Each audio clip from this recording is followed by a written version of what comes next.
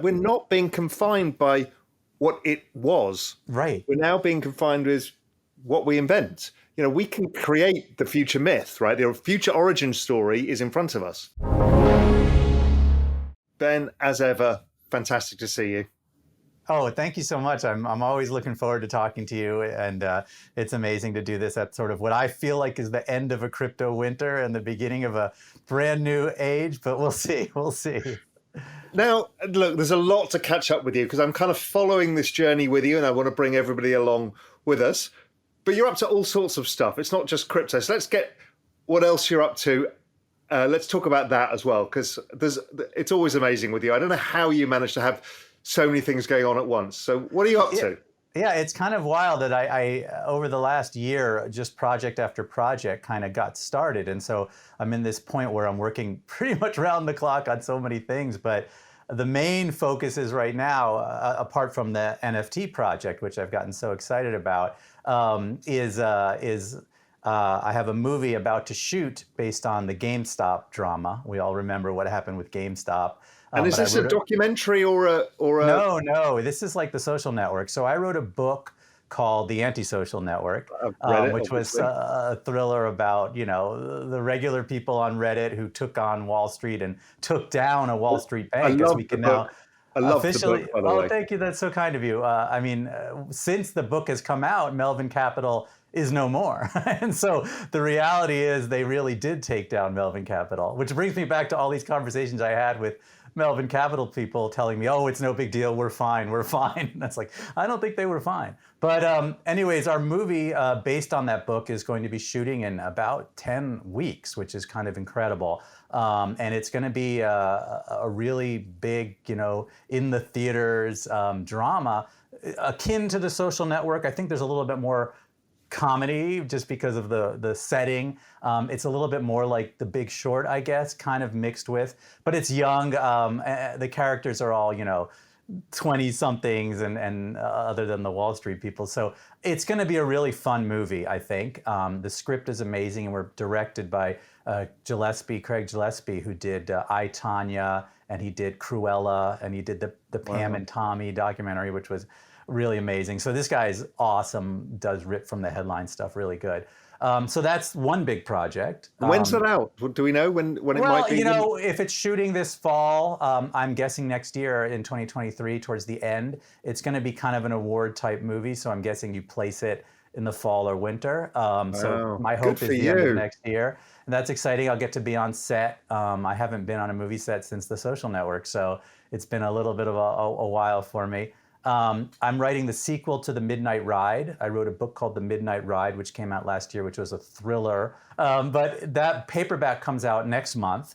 And that's when, you usually get a bigger audience for a book. And then the sequel comes out next summer. So I'm handing that in next month. So that's what I've been working on. It's a thriller set in Boston that actually goes all the way back to the Revolutionary era in terms of there's this secret mystery that drives us back there. But it's about a card counter who uncovers really what actually happened in a massive art theft, the Gardner Museum theft. And I don't want to go into too much because it's a lot of tricks and stuff like that. Out of interest, how do you plan a book like that with a complicated plot? Do you kind of whiteboard it all out? I mean, how do you even Yeah, I approach mean, something like that? I have a general idea of the characters, and I know the settings and stuff like that, but I really do, not so much a whiteboard like you do in television, it's more like I do an outline where every sentence kind of is a chapter, and by the end you've got 3 acts, just like a movie. I pretty much plan all my books like they were movies. So, I've always written my books to be movies. It's just been something I've done from the very beginning. It's something that some critics attack me for because I'm really writing movies as books. But for me, I plan it out the same way you would plan out a screenplay, where you have Act 1, Act 2, Act 3. And I know in a book like this, it's kind of like the Da Vinci Code, where there's a couple of big set pieces that I already have in my mind, using great works of art, great sort of memorials that don't make sense. If you look back into American history, there's a lot of weirdness. And, we talk a lot nowadays about the founding fathers, but the reality is they were very different than we imagine them today. And they had things going on that you can't even believe. I mean, they were all part of secret society. societies, and they were all doing these. They were spies, a lot of them, and a lot of them were using, cryptography. They were kind of the forerunners of what goes on today in terms of conspiracy theories. There were so many conspiracies going on in the Revolutionary era. So that's what I'm trying to bring out in these books. And it's a series of books. So this is book 2. It'll be out next summer. I sold the book to Steven Spielberg and Amblin to make into a movie. So I wrote a draft of that as well. And then I'm working on... I don't know how... Well, I do know how you do it. You're immensely talented, but it's incredible to see this. That's kind. And then I have 2 big television series about to get announced. I can't really tell you too much about them, but they're both based on books of mine, and they're going to be involving very big streamers. So I'm going to have a show on each of the streamers, and I'll be able to obviously come back on and tell you about those as soon as I have the information. But they involve some really big people in Hollywood, and they're my projects that I've really wanted to make into movies for a long time. But they're going to be television, which is cool. And then, God, I'm trying to remember. Woolly. I sold Woolly, which was my book about the woolly mammoth coming back to life. And I sold it to a movie studio that's aligned with the actual Woolly project. So the plan is they're going to bring a prehistoric woolly mammoth back to life, and my book will be made into a movie about it that will come along with the Woolly. So I really want to just ride a woolly mammoth into the premiere. But anyways, that's all coming together. So those are kind of the main projects. And then I'm looking at what my next nonfiction book is going to be, and that's going to end up being tied into my NFT project. So Ben, before we get onto the NFT project, how the hell do you keep on top of all of this? Because you must have so many storylines in your head. You're having to revisit old stuff because everybody wants to make it into a show or a film or whatever. How do you deal with that? It's so extraordinary.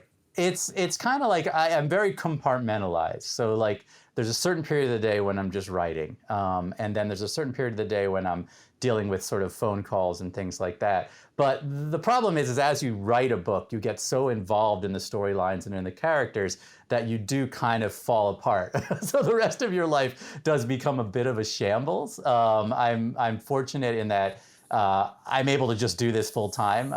When you're starting out as a writer, you're also trying to have a job or make money and stuff like that. And then it just becomes incredibly hard to keep it all. But for me, I'm able to just disappear for stretches of the day into my writing. But it's tough. I mean, the hardest part is getting in and out of the writing phase of your career. Because every morning you sit down and look at a blank piece of paper, it's very hard to get started if you have a million other things in your head. So you need to have all these rituals. I'm a pretty, eccentric individual, and I think that helps. That helps it all come together. It's not for everyone, but I can lock myself in a room. I eat the same meal every meal, for instance, when I'm writing a book. I get so Oh, really? I want What is everything. that meal? What is that meal? Well, for a very long time, it was a turkey sandwich. It was the most boring, plainest meal you could have. I would eat it 3 times a day, the same turkey sandwich for a month. And literally, because I don't want to be thinking about anything else other than what I'm working on, I start to work very weird hours. The time shifts, and suddenly I'm writing from 11 p.m. to 7 a.m. instead of, it all kind of becomes, and then the last 2 weeks are a sprint, where you're just writing around the clock, and it's just, everything else is gone. And I usually schedule it so that I can disappear for 2 weeks or 3 weeks and just pump out the last few. And how is the editing process? I always hate the editing process because, I write, but not, I write research, but I write a lot. I write 10,000 words in one sitting. Right, that's great. On a weekend, every month. And so I'm very used to it. I've got my own flow, and it works when I get into flow state, and it always works. I hate the editing process because I've given birth to what's in my head. Right. And I don't care about it. Well, I don't care about it, but I find it painful to revisit. How do you deal I'm the with... same as you. Yeah, we're very similar. But what I've actually done, and now you have to remember it's 25 books at this point, is I hand in the draft and it's pretty much done. So I'm not one of those people who writes and then rewrites and then rewrites and then rewrites. When I hand in that first draft, it's, the editor will come back with a little bit here and a little bit there, but it's pretty much done. It's pretty much on its way to the copy edit phase. So I don't rewrite very much. There have been some books where literally I've finished the book, handed it in, and I've not looked at it again. And so that's just the way I get over that sort of painful reread. But part of that is the process in which I write is I'm self-editing as I go, I think. But it's a sprint. To me, everything's a sprint. You sprint through the book, you hand it in. And as I've always believed that you don't need to be perfect. I'm not ever going to be perfect, and so don't even try. Good enough is good enough. Don't be a perfectionist. And I think that's one of the keys in terms of writing volume is don't worry about that. There's going to be some great stuff in there and there's going to be some garbage in there. Write it the way you want to write it, hand it in, and sift all that out later. And that's the way I can get something done in a very short period of time. But, listen, 10,000 words in a weekend is an amazing output. I'm in general trying to write 8 pages a day right now. And that seems to be my limit. But it gets tough. Listen, writing is a horrible thing. Day to day, it's just a painful, torturous thing. But when a story works or when it comes alive in your head for whatever reason, I mean, that's an incredible feeling. It's akin to like just making I don't know, I was trying to do things with like sports, but I assume it's akin to like, making an incredible shot. It's like suddenly something works and it's magical for that moment. So that's what makes it all worthwhile. Yeah, Ben, I think the important point here is the story. If the story tells itself, then it doesn't need to be perfect. The story is the thing, right? And I think that's probably what you saw in the NFT thing as well, because it is memes, it is storytelling, but done in different ways. And you're kind of weaving all this together, right? Yeah, I mean, I think one of the things that I've learned in the books that I've written, and especially when you talk about the social network and then you go to Bitcoin billionaires and then you go to the GameStop story, is that the key to everything, to value, to deciding what something is worth, is the story that it tells, right? And so when I look at NFTs, the projects that are really working, the projects that really say something, are the ones that tell an incredible story. In a way that is immediately understood by the person receiving it. I think that's also where we get all of value from now. I think the fundamentals of what value is has changed dramatically.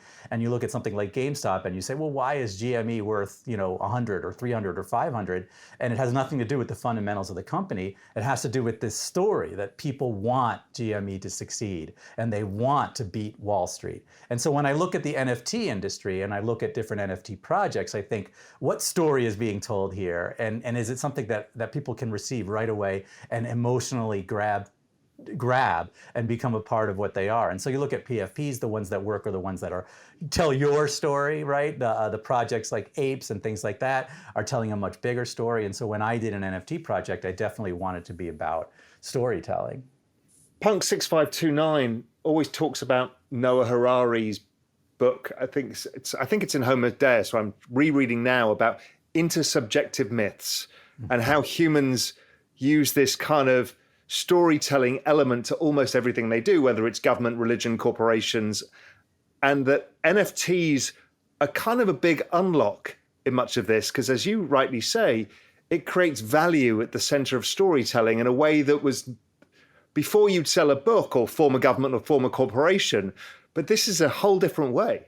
Yeah, I mean, that's an amazing way to look at it. I mean, I think I'm really intrigued by the whole idea of myths. If you look at my career, what I try to do with every book is tell an origin story, is to create some sort of American myth around a company or a person. The Facebook story.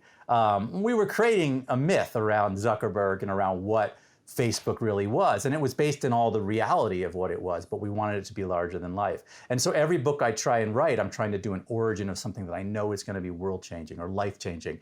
And so when I look at the NFT space, I feel like we're witnessing something that is an origin story. The NFT is going to be a part of all of our lives. I am utterly convinced of this, that this is going to be the future of art, of ownership, of the way to work in the digital world, in the metaverse, or whatever you want to call it. It's all going to be working on the engine of NFTs. And you're going to see every company having an NFT that's part of their company, what Starbucks is attempting to do right now, what all of these companies do, every company is going to do. And so, yes, I think that NFTs are all about telling a story that talks about your brand or who you are or what you are and communicates with your community that gets to participate in it, is incentivized to be a part of it.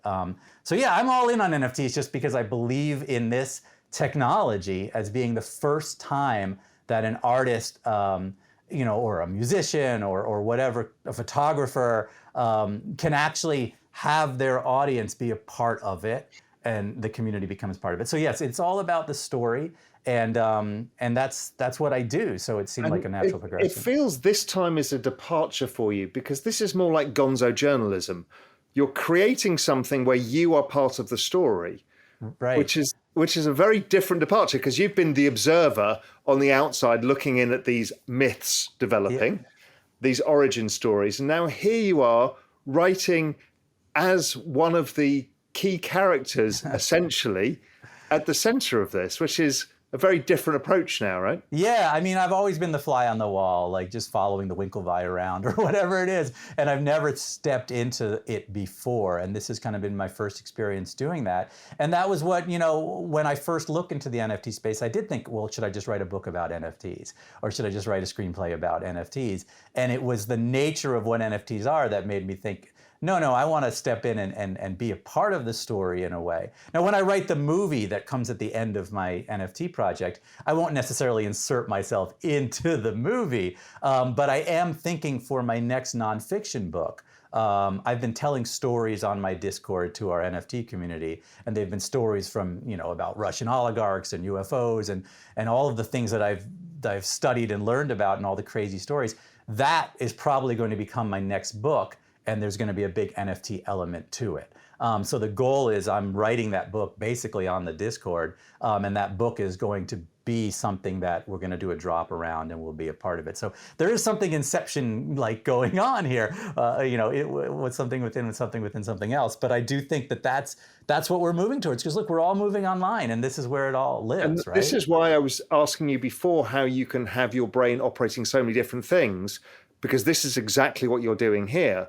Because there's a story within a story within a story, right, all going on at the same time. But because you're so used to that from the years of practice of doing so many projects, it's actually quite natural to you. It's actually very hard for a lot of people. They usually need a whole planning team. But right. Here's Ben being slightly weirdly eccentric and figuring this all out. Which is well, listen, amazing. I've always believed that one sentence leads to the next sentence. And when people say, are you worried about writer's block? The reality, all writer's block is there's some sort of disconnect between the last sentence and the next sentence. For me, everything, it adds to the next thing, to the next thing, to the next thing. So I'm always walking down a path. So even though it looks like it's getting bigger and bigger and crazier, for me, it's just one sentence leads to the next sentence leads to the next sentence. And that's what brought me to NFTs. It really was a progression from the Vegas story to the social network story to the Bitcoin story to the NFT story. I see it exactly like steps. Oh, it's a clear, I've read all of the books, and it is a clear journey to get here.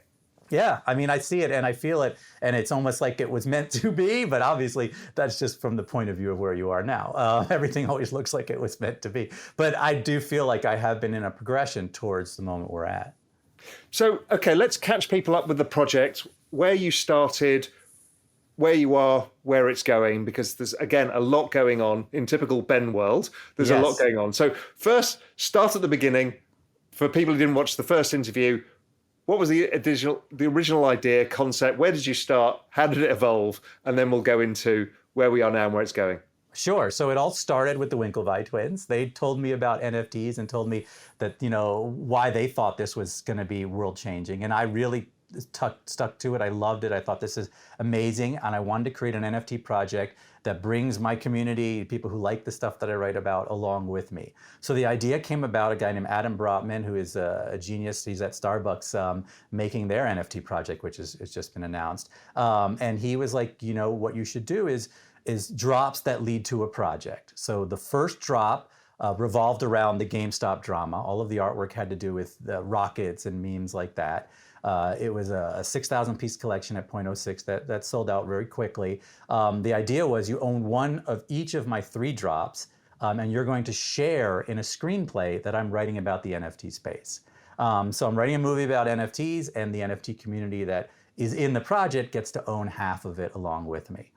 So the first drop was about, a GameStop. The second drop was a free, everyone who had the first drop got to mint a Bitcoin Billy, we called them. So they were kind of Bitcoin billionaires type of art. And it was kind of cool doing something Bitcoin-y on the Ethereum blockchain, because to me, it's all one. I think that we all rise together. I'm not a maximalist or minimalist. I know there's battles going on in that world, but I really think the idea of Bitcoin on an Ethereum chain is the future here to some extent. We're all coming up together. So Bitcoin Billies, I think there's been 2,000 and something minted so far. The minting goes all the way up to the third drop, so there's still a few people. What was really cool about the first drop is we have over 3,000 distinct owners, and almost none of them were for sale. People pretty much held on to them, even though, you know, the prices haven't been wonderful. It's been winter for everybody. People aren't selling them. They're holding on to them, which has been great. And you need one of each of the three collections. And since the Bitcoin is, the second collection is only one per wallet for people who own the first, it's kind of going to be the much smaller collection. And then the third collection is coming, you know, next week, and it is Vegas related. All of the imagery has to do with the journey I did into Vegas. A lot of my career takes place, and I wrote Bringing Down the House, which was about the MIT blackjack team, which was made into the movie 21. That's actually our 20th anniversary coming up next month. That book has been out 20 years, which is kind of unbelievable when I think about it, and still sells more than almost all my other books combined, which is nuts. Really? People love that story of just college kids taking down Vegas. I sent you, I was watching it the other night on TV. I sent you a picture of me watching the film. I hadn't seen the film. It's just it's such a good film. And I think that movie was just such a cool wish fulfillment. Anybody who's ever gone to Vegas has thought, how do you win? And there's an actual mathematical way you can win. And that's what that story was about. So anyways, the third drop coming up next week is 6,000 pieces at 0.06, and it's all Vegas related, but we're doing some cool stuff with it. And you know, you'll see on the imagery that every picture has a blackjack hand on it. And you're gonna be able to come to our Discord with your blackjack hand, get another card if you want, take a hit, and play against the dealer and win prizes. So we're gonna have all sorts of prizes involving my books, involving live things. So we've always seen these things on top of the screenplay as being entrance into a community who share this sort of fun, loving view of what I write about. So a lot of people were invited to my book party of my last book, which was really cool. We had a big party in New York during NFT NYC. We're gonna do a big Vegas event for people who hold our things. And we're planning more and more live events. As I get closer to my movies, you're gonna get to go to movie premieres. There's gonna be chances of, you know, we're gonna do a live read through when I write this script, and people who own it are gonna actually be able to read the script with me and play characters. And as we get closer to the movie, there's going to be tons of involvement, both creatively and in person. Anybody who wants to come along on this ride with us. And so, as you know, I see this as the beginning of a much bigger platform. So, you know, you get our three things, you get to be a part of this screenplay. Hopefully we'll sell the screenplay for millions of dollars and there'll be payback to people, but that's only part of it. The other part of its entrance into this platform, where I believe other writers, you know, are going to be able to break their books and their stories in this way. I've been talking to a lot of writers, both, you know, new writers and people who've been around a long time, names you would recognize. And the goal is that going forward, when you launch a book, you'll drop an NFT collection, and people who are interested in the book will get involved in it. And in this way, rather than publishers deciding which books kind of rise to the top, we can kind of change that. And we can make it so that the NFT community can decide which authors they want to support. So in a lot of ways, we're almost competing with Substack or even Amazon Kindle. The idea going forward is if we can break 10 or 15 authors on the platform, we can show that an author has another way to go to publish their work, rather than just throwing something out, you know, into the Amazon Kindle. Does it also change the business of advances as well? I mean, I think that what we've been seeing in publishing is that advances have been going down and down and down and down. There's a handful of people, celebrities or very well-known authors, who get these mega advances, and everyone else gets, you know, the average advance is $5,000. They're tiny, and they're not something you can make a living on. And this is the same thing that happened in the music industry. An artist trying to break in has to have another job, right? There's no just writing for a living anymore, unless you're a name brand or a celebrity. And so what this can do is, if you have a great story to tell, that becomes the important thing. As I said, value is in story, right? It's in communities. And so you're going to be able to launch a collection around this story idea. And if the people want this, you know, book, if they see it as something that they think that they want to get behind, they could buy your collection. And so instead of an advance, you essentially have an NFT community supporting you. And then if it works, everyone gains, because you become successful, the book becomes famous, the NFT goes up in value. And so it's this incentivized way of building artists. And I think you'll see this in every industry. Now, obviously, we're in a period of transition. It's the beginning of all of this. So I'm looking forward a lot. One of the things about my project has always been, this is a long-term project. I understand people speculate, they come in, they want to buy something and they want to turn it around. That was never our intent. Our intention was, we're going to try and build something that really is a part of this future. We want to become sort of how writers write 5 years from now. And so everyone who's involved in our project now is going to be whitelisted to the next one, the next one, the next one, growing, growing, growing. We're doing something with the Boston Globe where we're going to be launching Boston Globe's 150th anniversary NFT. And everyone in my community is going to get whitelisted into that. And so this is a company with hundreds of years of 150 years behind it, incredible artwork, incredible photography, incredible writing. And that's the sort of thing that I think should be supported by Web3, right? It doesn't have to be, something that is all about subscriptions or buying the newspaper on the newsstand. There's a community of people who can support it and grow with it. And so, yeah, this is I'm thinking big, and part of it comes from talking to you. I mean, you've been a real inspiration for me because you're always thinking so enormously. It's like, and I love that sort of thing. I'm walking because it's all possible, right? We're not being confined by what it was. Right. We're now being confined with what we invent. We can create the future myth, right? The future origin story is in front of us. It's unbelievable. And we're seeing things completely created out of whole cloth. This is an entirely new engine here going on. And you look at something like Bored Apes, which has done amazing things. You look at all of these things that come up. And sure, there's tons of scams and there's tons of crap and there's tons of things that come and go. But when you look at what's being built, the base here, it's staggering to me of where we could be 5 to 10 years from now. And so, yeah, I hope that people come along with the ride with us. It's been wonderful so far. And the third drop is going to be leading right to the movie. And so that's going to be the next great step where I'm writing a screenplay and I'm talking to people like you, but I'm interviewing people who are in the space, who have done incredible things in the space. And I'm putting together 3 storylines.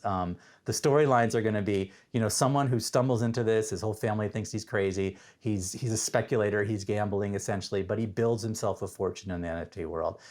Another character is going to be an artist who really normally wouldn't be able to break in. It's a very hard world to break into. They're not from they have no connections. They're a nobody, essentially. And they find their way doing art. And then the third one is going to be a scammer, a rug puller. And we've seen a lot in the last year to work on. We've seen so many different things collapse. And I want to tell that part of the story, too, because it's a big part of this Wild West. And they all kind of intersect and come together. And so I've been working on the plot lines of the screenplay already. And now I'm starting a series where on Twitter, I'm doing Twitter spaces where I interview potential characters for the movie. And so my audience is going to get to walk along with it. And I got to interview John Knopf, who's this incredible photographer who's done some amazing things and great stories. I've got a couple more amazing ones lined up. And hopefully, we'll be interviewing everyone in the space eventually as I write the screenplay. I want this to be an open source screenplay in some respects. And then I'm going to put scenes up on the Discord. People can read along and decide whether they like what I'm doing and whether they still want to hold this NFT or not.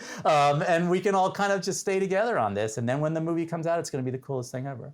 I absolutely fucking love this idea. So the other thing that you and I briefly talked about, and I just want to catch you up to see where your thoughts are on this.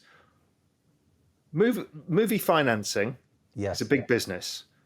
And, there's a friend of mine here who does it. Makes a fortune out of it because it's a very restricted group of people who are kind of in the know and they make big returns out of it.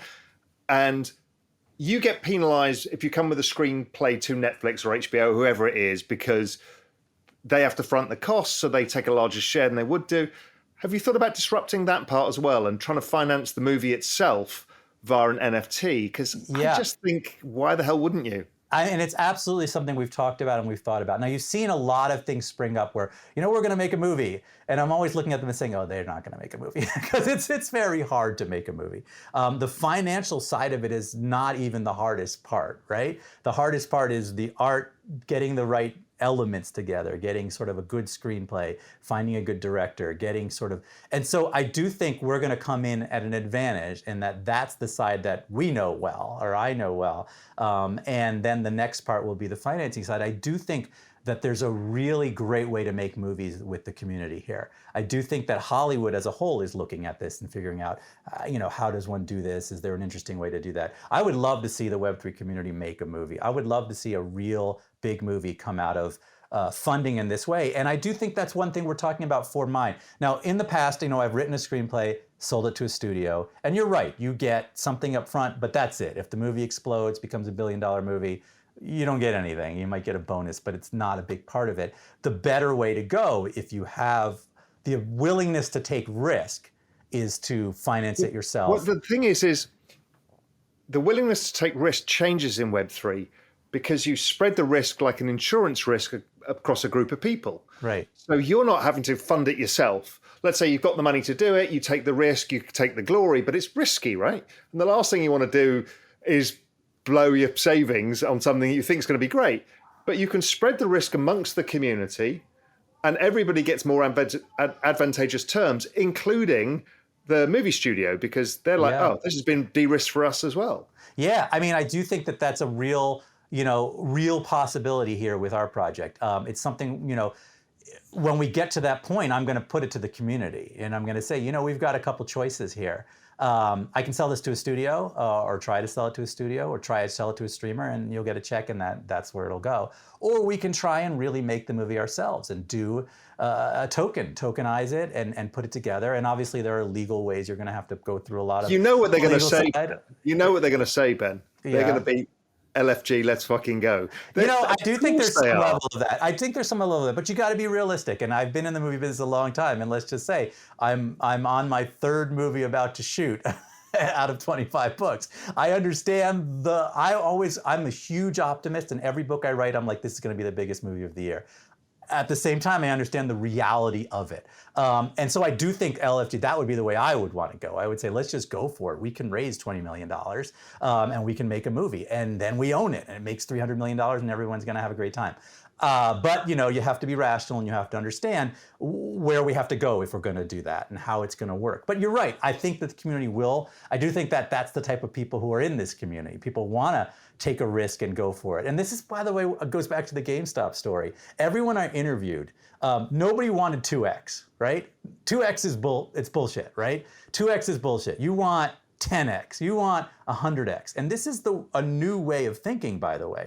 You go back to Wall Street 10 years ago and it's like, you're going to double your money. Because if you look at the demographic, right? Wall Street from 10 years ago was Gen Xers who've been in their careers and boomers. So their job was protect your wealth, don't screw it up. Right. But these millennials and the Gen Z have come with student loans, no assets. So why not always take the option of the 10x? Yeah. Because there is no way that compounding 5% returns, 10% returns is ever going to make them anything. You're exactly right. The people I interviewed, I'd say, well, you just doubled your money. Why wouldn't you sell? And they all said, doubling my money is not going to change my life in any way. Maybe I'll be able to pay my rent one more month, right? That's not what I'm looking for. And I think that's what powers the NFT community to the both good and bad, right? It's that everyone wants a home run. And I built my career on that. As a writer, that's what you do. Every book you write, you're like, I'm eating peanut butter and jelly sandwiches for the next year, but I'm going to hit a home run with this book. And eventually, hopefully you do hit a home run, then you don't eat as much peanut butter and jelly. But the point is that the whole community powers that way now. And I think Wall Street is starting to figure out that that's how Wall Street is going to be powered going forwards too, is that the retail trader is not looking to double their money. The retail trader is looking to change their lives. And that is something that we all need to take into account going forwards. And so you're right. I do think looking at an NFT project and thinking, oh, I just want to succeed isn't enough. You want to have a shot.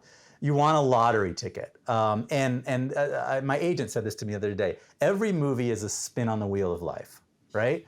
And it really is, because, 9 out of 10 times it's not going to change your life. But there's that 1 out of 10 times where it literally is going to change your life. And I've experienced it with The Social Network, and to a lesser extent, 21. And I think that people in this industry, some people have experienced it. Somebody, minted a Bored Ape at whatever it was in the beginning and is now sitting on $1 million.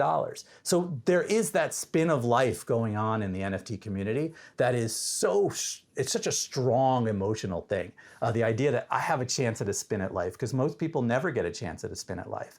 So yeah, you're right. I mean, why not go for something like that? But the realist part of me says there needs to be also some rationality to this industry, because if everything is a spin on the wheel of life, we're going to be in trouble. Yeah, it can't just be about hype, but I just think there's some real business issues that you can solve within that construct of what do the punters want as well. I mean, there's somewhere within that is magic. I don't know where that is. I think the answer is going to be to partner with some big thing like an FTX or someone like that who wants to sort of shepherd a bunch of movie projects. So the industry takes one piece of the risk and the community takes one piece of the risk. And in that way, together, you're going to be able to build something. And my guess is people like A16Z and stuff that's a story that's never been told properly, by the way. Right.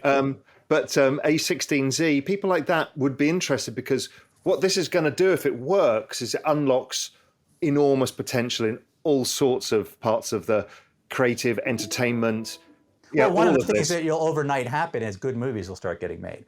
Because right now, all that studios can do is make Marvel movies. Because Marvel movies are great, they make lots of money, they have these huge budgets, they're the only sure thing left, right? And so the problem is all of these other pictures, which tell great stories, are very difficult to make in the studio system. But in a Web3 system, you could tell a lot of stories. I mean, on my Twitter all day long, people pitch me stories, and there's always like, did you see this happen? This is a Ben Mezrich story. And I'm thinking, yeah, that is a great story, but there's no way I could sell that because there's not a big enough audience of teenagers who will go to the Cineplex and buy popcorn to watch the story of Luna or to watch the story of the collapse of this fund or whatever. But it's a great story.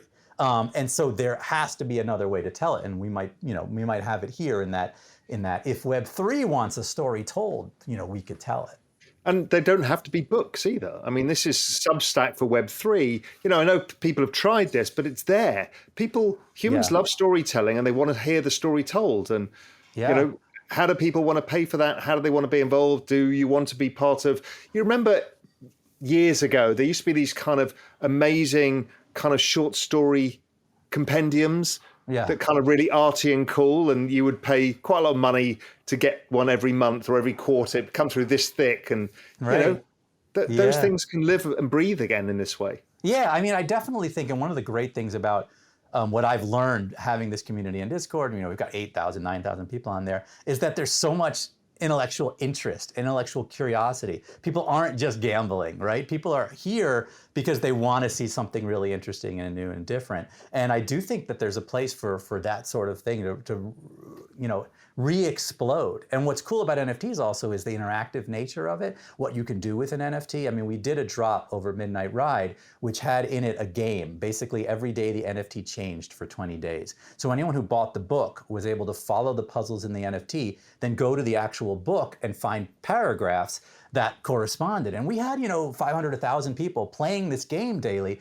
winning prizes like ETH or whatever. But as an author, it was incredible to watch. And the puzzles were too hard for me. I couldn't figure out and even though I wrote the book, I couldn't figure out the puzzles. But what was really neat was that people were working together and they were sort of living inside the book to get there. And as an author, what was intriguing to me is the people who played the game are the ones who are most interested in the sequel. They're so excited because they got so into the story in solving the puzzles. It added just another dimension to writing a book.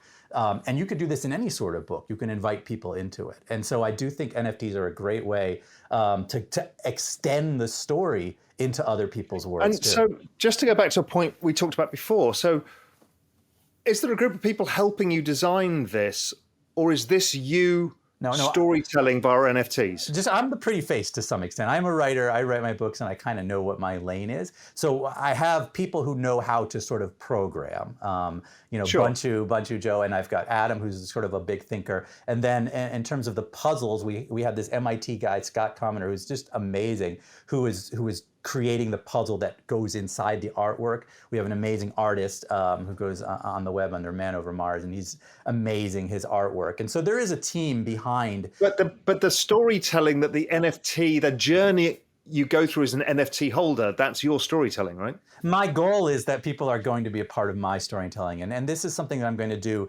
not just in every book I write, but pretty much my whole career going forward. And what I love about this is, so for instance, when this movie comes out, I'm going to be on a junket tour, and I'm going to be talking about my NFT project and talking about NFTs, because to me, that audience is coming with me on every project I do going forward. And this is what I want to see other authors do. I think that there's this incredible way, we used to have fan clubs, right? And they were like a group of people who were great, who you would go and meet with once in a while.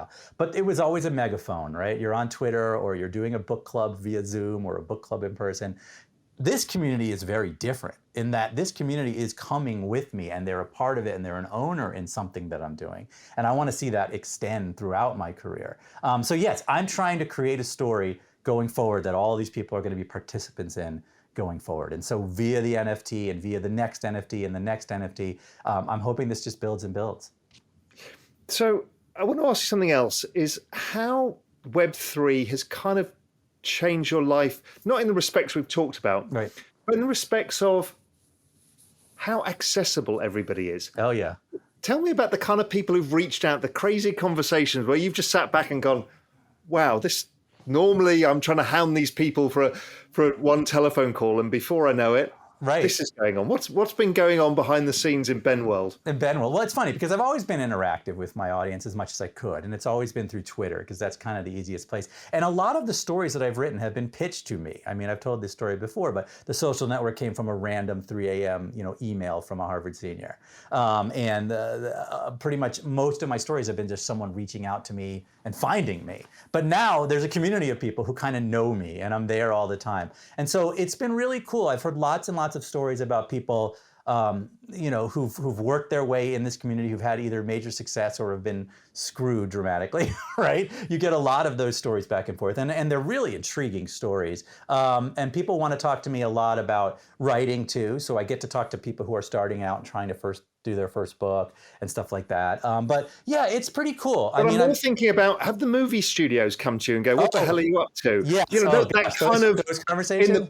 In the broader context of, holy shit, did these guys just come to me? Yes. So I have definitely. Am I an imposter? This kind of, I want to hear about these stories. Yeah. So I've been at all of us. I've been at events where, studio heads, who are normally people who I try to sell things to, right? Who don't talk to me, will come up to me and be like, let's talk about NFTs. Explain to me how this is going to change my life, or something like that. I'm getting lots of conversations like that. Producers who will come seek me out and be like, what should my next movie be doing in the NFT space? Or managers and agents are other people who talk to me a lot about their clients, about actors. And let me put it this way. Right now, everyone is wary.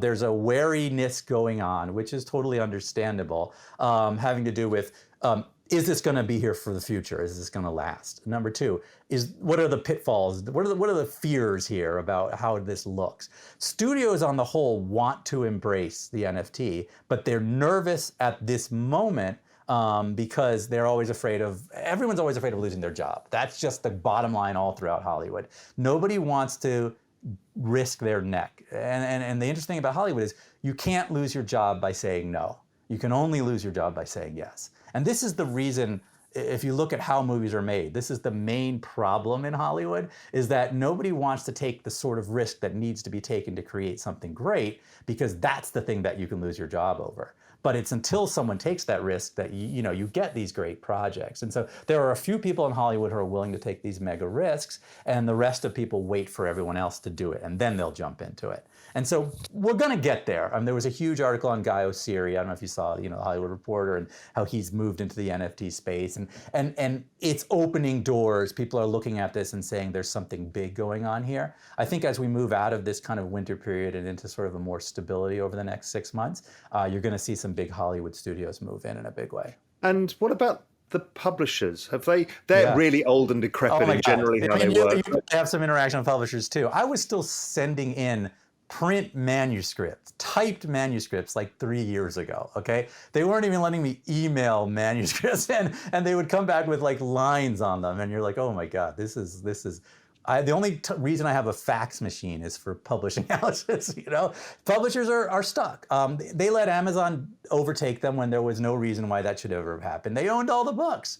I mean, they could have had their own Amazon, right? And they failed at that. And they look at this world and they're happy that I'm doing an NFT project because it builds an audience. And you've got, when I do my next book, there's going to be 10,000 people on my Discord that are going to get a first look at what I'm doing. And they like that aspect of it. But to them right now, it's just publicity. They're like, okay, that's a piece of marketing and publicity. They don't yet see it or understand it as this is a potential avenue for publishing.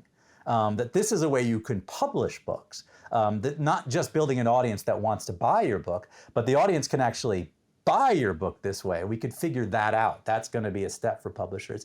Hopefully publishers will not be left in the dust in this realm. But it's more likely going to be startups or platforms like mine rather than Random House. You know what I'm saying? It'll be more like somebody like me will build this platform and a bunch of authors will do it, and then Random House will partner with that rather than Random House building it out itself, because they just don't, you know, look at who publishers hire, and they hire liberal arts majors who come out of, you know, elite universities who then work for $27,000 a year in a horrible situation and go to lots of parties. That's what publishing is. That's not the people who are creating the NFT world, right? The NFT world people are, you know, the people at home who understand smart contracts and are doing engineering, basically. Those are two very different groups of people that don't intermingle, right? In the publishing world, the IT department is in the basement, right? And it doesn't have any power. But in the NFT world, the IT department is running the show. And until those things come together, you're not going to see publishing move into this future.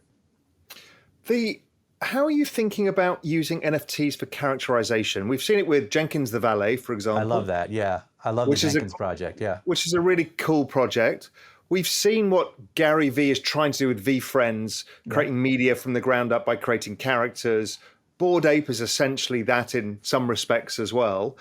How are you thinking through that? Because it feels like an obvious extension where you create a bunch of NFT characters that end up being parts of some bigger meta-narrative. Absolutely. So we've been talking about our second drop, our Bitcoin Billies, which people have really taken to, and they have kind of cool personalities to them. I mean, we're thinking of doing an animated show around it. So that's one of the sort of potential things we've talked and thought about. But I do like the idea because I write these stories, you know, that intersect with reality in a lot of different ways, that there could be a way with this next project that when people get their NFTs, they can segue in there. Well, I'm kind of thinking like Cluedo. So there's a bunch of characters, right, and maybe a bunch of circumstances, kind of like how Bowie and William Burroughs used to write, the cut-ups idea. So you've got this. Right. And then what happens is, out of this becomes all of these different stories that end up all woven around these places, these things, these objects, and these characters, and they all end up as whole books or screenplays or whatever in their own. I mean, I think that's great. I absolutely, you know, think that there's a way to do this. I'd love to sort of talk more and figure it out, the bones of it, because I'm always looking for a way to write bigger sort of epic, you know, like I look at Game of Thrones and there's hundreds of characters, you know, intersecting and going through, and now we've got a place where we can actually have all of these different characters and put them together in a world. And so I like this idea a lot. I like this idea. It's almost like Cluedo, right? It's like Professor Plum did it in the library with a rope. Right. I mean, I think there's something very, very cool to do with this. I got to think more about how I would go onto that into the next step, but there's definitely a way to go about that for sure. Yeah, because I was, as I said, I'm a big Bowie fan, and seeing how he stole what William Burroughs was doing with the cut-ups and then putting it together. You know, Life on Mars is essentially newspaper cuttings. Right. And I just think somewhere there, just in my head, there's a genius idea. I don't know if you ever... No, it probably doesn't apply, but just having all of these characters, who knows how they interact in what stories and what has what significance in what. I love it. I mean, I've always been a fan of the Make Your Own Adventures series back when it was happening. And I always, when I've written books, I've even tried to write books that go in many different directions, and not successfully yet. But I do think here is a way where we could do something like that, where you have a book being written by the community in terms of the different characters and where they interact and who they interact with. I think there's something really to that, and I have to get my head around what format it would take, when we're done with it. But I like that. I do like that a lot. Because it could be like a series of, those old kind of, I'm trying to think of the books like Enid Blyton's Famous Five, right? So there's a series of books about the same characters and a bunch of different things. Right. And there could be a rotating cast of characters. Anyway, it's just an idea that I just think, because NFTs enable a character to be built before a story. Right. And that's something really different, because you have to write a story to develop a character in traditional storytelling. I love it. You're right. I mean, we are launching the characters before the story. That's a neat way to look at it. And then, if there's a way to put the story together via the characters, then you could really do something cool. Ben, as ever, look, fantastic to speak to you. I love these conversations, because I love what you're doing. It's just really exciting. Oh, thank you. I mean, it's been a blast, and you've been, one of the big thinkers that I follow all the time. And I think people are starting to see where this can go, but we're so at the beginning that it's just a blast to be a part of. And I hope that we're having these conversations for years to come as the platforms just get bigger and bigger and bigger. And then, everyone in the world has an NFT, and then we'll be in a good place. Because people are still seeing what you're doing and not realizing that there's the whole bigger thing is this platform and the disruption and the helping of talent to get access to capital and audience and community. There's a much bigger thing at play here. As everything, there's always narratives and meta-narratives and in everything. And I love it. There's a sea change going on, and it's hard to see because, there are so many things happening at the same time. But I think the threads that are actually going to come out of this are going to just go up and up and up and up, and hopefully we'll be one of those. So it should be really neat to see what happens. Yeah. Well, I'm sure I'll catch up with you in another 6 months' time on Real Vision and keep everybody up to date of your crazy journey. Absolutely, and you'll be come to the movie premiere. It's going to be awesome. Without question. Excellent. Thank you. I love it. Love talking. Thanks so much, Ben. Yeah. Hey visionaries, thank you for tuning in. For more free crypto content like this, head over to realvision.com/crypto. You'll get early access to the most brilliant minds in the space to cut through the noise, get in-depth analysis, and get you ahead of the curve with unbiased insights.